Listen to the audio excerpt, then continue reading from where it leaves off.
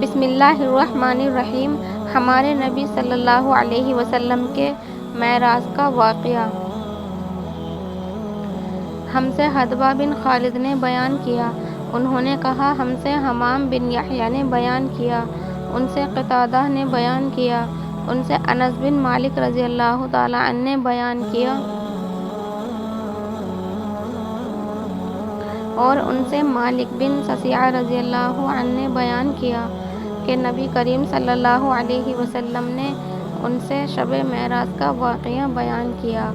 آپ صلی اللہ علیہ وسلم نے فرمایا کہ میں حتیم میں لیٹا ہوا تھا۔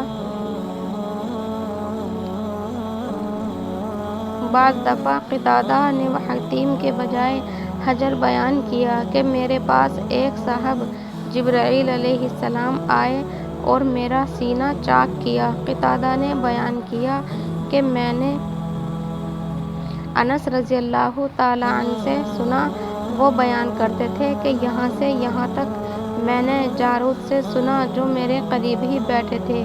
پوچھا کہ انس رضی اللہ تعالیٰ عنہ کی اس لفظ سے کیا مراد تھی؟ تو انہوں نے کہا کہ حلق سے ناف تک چاک کیا۔ قتادہ نے بیان کیا کہ میں نے انس سے سنا، انہوں نے بیان کیا کہ نبی کریم صلی اللہ علیہ وسلم کے سینے کے اوپر سے ناف تک چاک کیا۔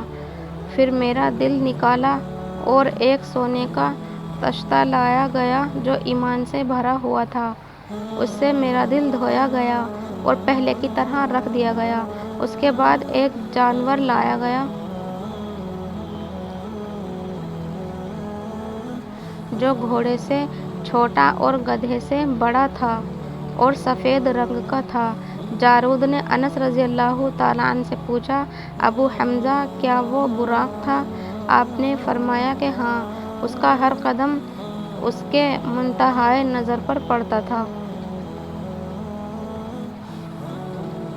نبی کریم صلی اللہ علیہ وسلم نے فرمایا کہ مجھے اس پر سوار کیا گیا اور جبرائیل مجھے لے کر چلے۔ اس کہانی کا پارٹ 2 اگلی ویڈیو میں ملے گا انشاءاللہ۔ سبسکرائب کیجیے ہمارے چینل ڈیلی حدیث کو۔